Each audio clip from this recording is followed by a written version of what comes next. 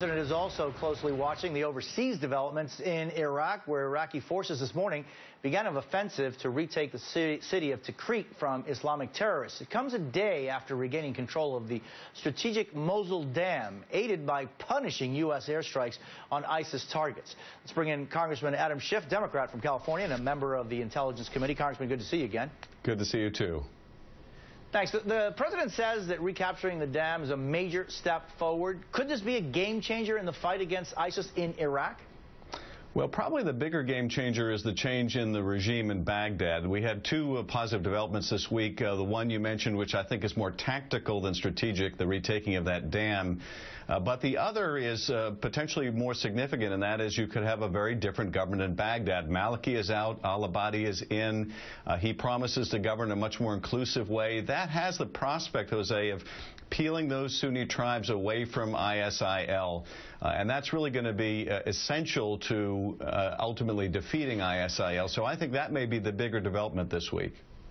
True, and also let's not forget the Kurds. I mean, they are now feeling empowered. They're able to fight back as they've always wanted to, and many times have felt isolated from the rest of the world, not only from the government in Baghdad, but from international allies who could be helping out. So that is also a game changer as far as boots on the ground that aren't American.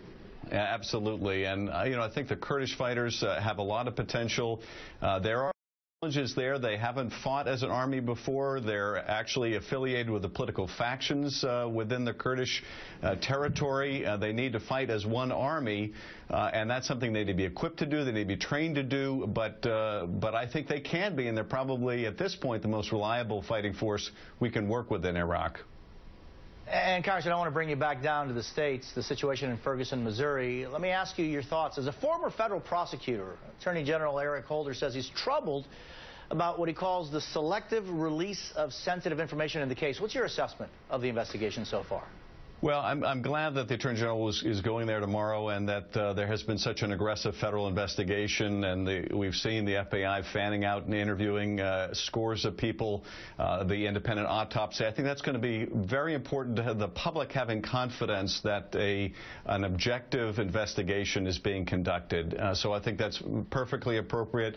I share the concerns the Attorney General and the President have raised about the situation there, which, as you mentioned, and as your guests have, is this confluence of a terrible set of circumstances, the killing of this young man, these out-of-towners coming into Ferguson, particularly to cause trouble, and the innocent protesters being caught in the middle. So very combustible mix, but I think the Justice Department is doing exactly the right thing. Congressman Adam Schiff, so good to see you. Thanks for your time. Appreciate you being on this morning. And